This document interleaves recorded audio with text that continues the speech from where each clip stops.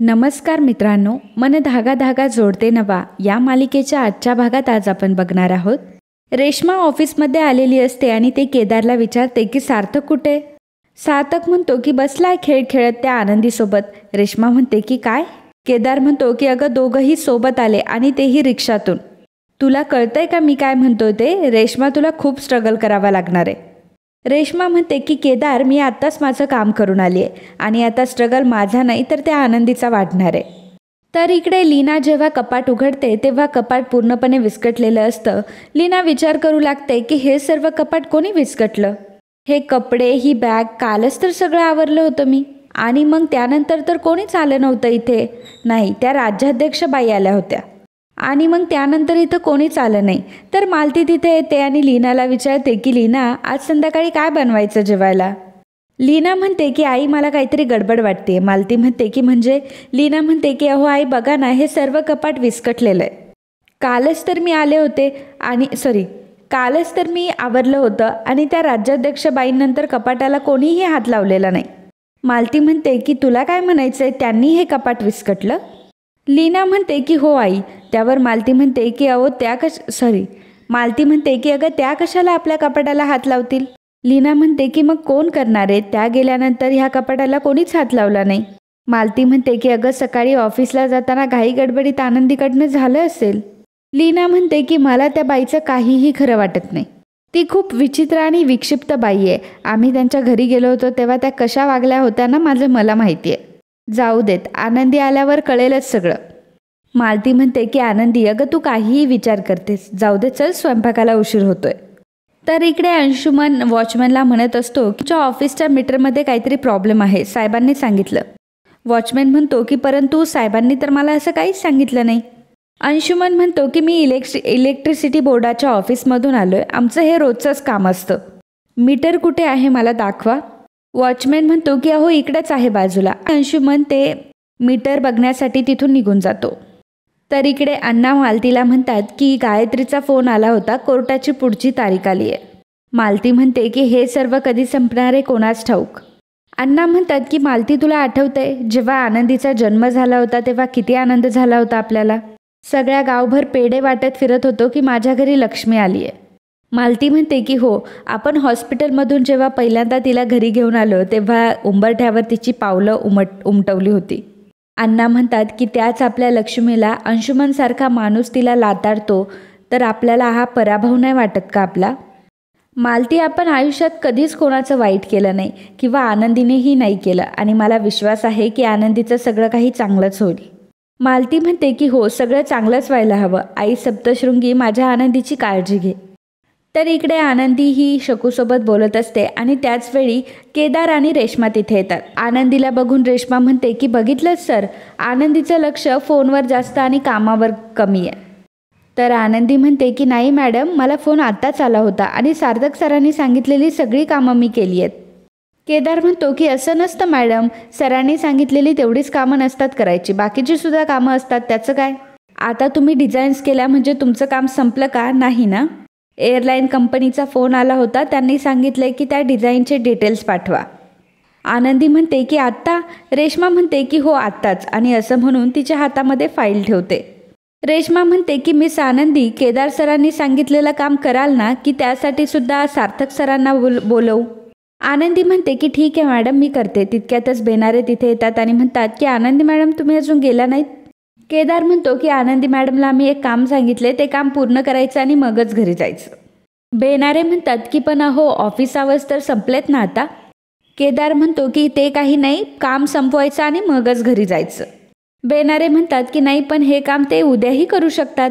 तर आनंदी म्हणते की बेनारे सर जाऊ द्या, तुम्ही जा घरी, मी करते हे काम. आणि ती केदारला म्हणते की सर डोंट वरी, मी हे काम पूर्ण करूनच घरी जाईल. बेनारे काहीतरी म्हणायला जातात तेव्हा रेश्मा म्हणते की बेनारे ऐकलत ना तुम्ही, आता तुम्ही निघा इथून. त्यामुळे बेनारेंचा देखील नाईलाज होतो आणि बेनारे तिथून निघून जातात. रेश्मा आनंदीला विचारते की काय मग करतेयस ना काम. त्यावर आनंदी म्हणते की हो मॅडम. तर इकडे सिक्युरिटी गार्डने सार्थकला कॉल केलेला असतो आणि तो म्हणत असतो की मी मंगेश बोलतोय. साहेब अहो मला घरी जायचे, मला उशीर होतोय.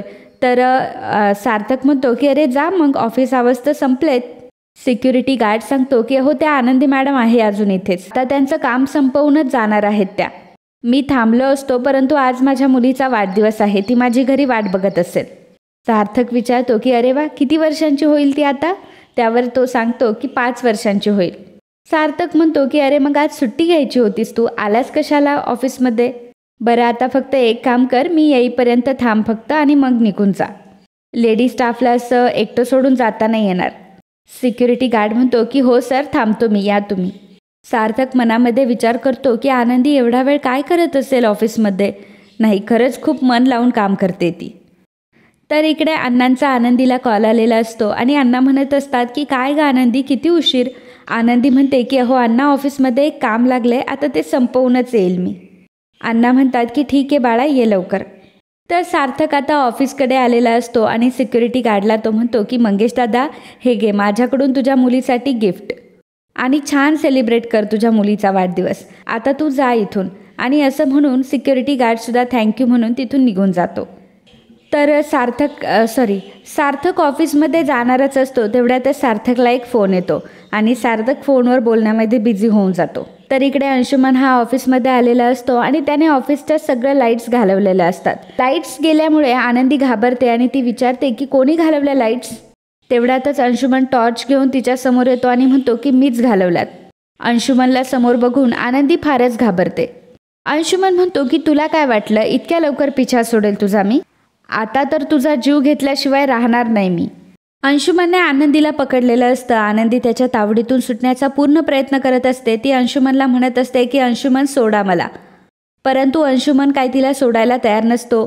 दोघांमध्येही खूप आतापाई होत असते. तितक्यात आनंदीच्या हातातून पाण्याचा ग्लास देखील सांडतो. ग्लास फुटल्याचा आवाज सार्थकला येतो आणि सार्थक लगेचच ऑफिसमध्ये पळत येतो.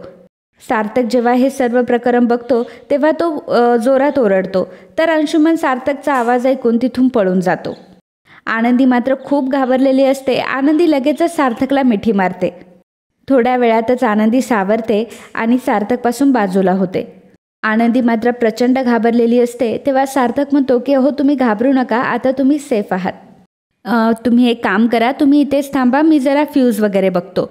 तर सार्थक हा फ्यूज बघण्यासाठी गेलेला असतो. आनंदी ही टॉर्च उचलायला खाली वागते तर खाली काचाही पडलेल्या असतात आणि त्यातली काच आनंदीच्या बोटामध्ये भरते. आनंदी मोठ्याने ओरडते. तोपर्यंत सार्थकने लाईट्स देखील लावलेल्या असतात आणि आनंदीचा एवढा मोठ्याने आवाज ऐकून सार्थक तिला विचारतो की काय झालं? आनंदी सांगते की अहो मी ती टॉर्च उचलायला गेले आणि काच भरली हातामध्ये. सार्थक म्हणतो की अहो पण एवढ्या अंधारात तुम्ही कशाला ती टॉर्च उचलायला गेलात? तुम्ही एक काम करा, तुम्ही इथे बसा. सार्थक आनंदीला बसण्यासाठी खुर्ची देतो आणि स्वतः मात्र खाली बसतो. तो म्हणतो की दाखवा इकडे, मला बघू द्या. तर आनंदी म्हणत असते की नाही सर, खूप दुखतंय. सार्थक म्हणतो की अहो म्हणूनच तर तुम्हाला सांगतोय की ती काच आपल्याला काढावी लागेल. आनंदी म्हणते की नाही सर, राहू द्या, मी बघते. आणि मग सार्थक जरा रागवून आनंदीला म्हणतो की द्या इकडे. तर मग आनंदी शेवटी सार्थकच्या हातामध्ये हात देते. सार्थक आनंदीच्या बोटातून ती काच काढण्याचा प्रयत्न करत असतो, परंतु आनंदी मात्र अजिबात स्थिर नसते. ती हात मागे मागे घेत असते. तेव्हा सार्थक म्हणतो की अहो येवल्याला जाताना माझ्या हातामध्ये कुसळ भरलं होतं, तेव्हा मला कसे सांगत होता की स्थिर राहा म्हणून. आता एवढीशी काच घुसली हातामध्ये तर किती हात हलवताय? आनंदी मात्र सार्थकला काच काढूच देत नसते, कारण तिला खूप भीती वाटत असते. सार्थक म्हणतो की 1 मिनिट, मी एक काम करतो, मी 1 2 3 असा काउंट करतो आणि मग काढतो, ठीक आहे? सार्थकने काउंट करायला सुरुवातही केलेली नसते, तोच आनंदी मोठ्याने ओरडते.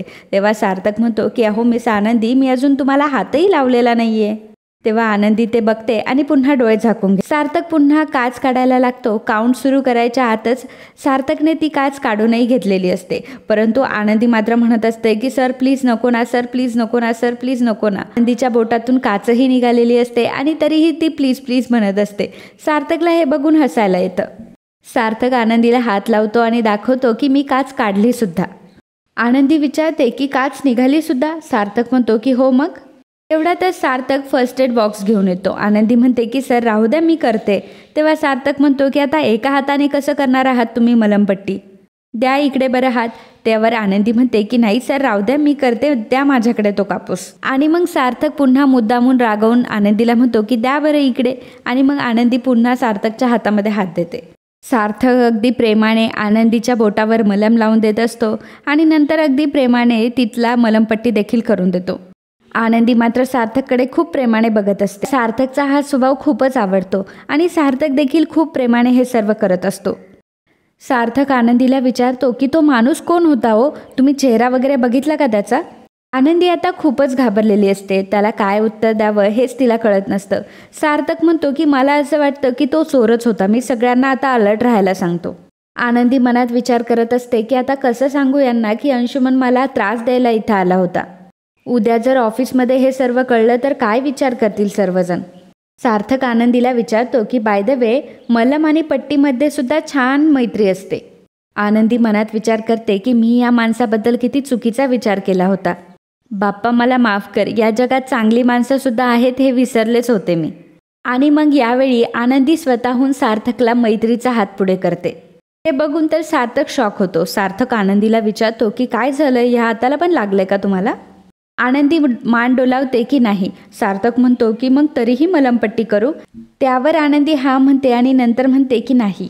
सार्थक म्हणतो की हो मग काय? आनंदी म्हणते की सर तुम्ही माझ्याशी मैत्री कराल? आणि हे ऐकल्यावर मात्र सार्थकलाही खूप आनंद होतो. आणि मित्रांनो, आजचा हा भाग इथेच संपतो. पुढील भागात आपल्याला पाहायला मिळणार आहे तर सुधा ही सार्थकला म्हणत असते की जी गोष्ट तू अनेक वेळा टाळतोय आणि मी तुला अनेक वेळा विचारली आहे ती गोष्ट करण्याचं ठरवलंय आज मी. सार्थक विचारतो की अगं आई काय ठरवलंयस तू? सुधा म्हणते की तुझं लग्न. सुधा रेश्माला म्हणते की ये ग बाळा बाहेर ये. रेश्माला तिथे पाहिल्यावर सार्थकला मात्र खूप मोठा धक्का बसतो. तर आनंदीला मेसेज आलेला असतो की लग्नाच्या वाढदिवसाच्या खूप खूप शुभेच्छा बायको. आजची डेट तर लक्षात आहे ना? खरं तर अंशुमनच्या आणि आनंदीचा लग्नाचा वाढदिवस असतो आणि अंशुमनने तो मेसेज केलेला असतो आणि तो मेसेज बघून आनंदी मात्र खूप घाबरते. तर मित्रांनो, असेच मन धागा धागा जोडते नवा या मालिकेचे डेली अपडेट बघण्यासाठी आत्ताच आपल्या चॅनलला सबस्क्राईब करा. आणि आजचा हा भाग तुम्हाला आवडला असेल तर व्हिडिओला लाईक आणि कमेंट करायला अजिबात विसरू नका. धन्यवाद.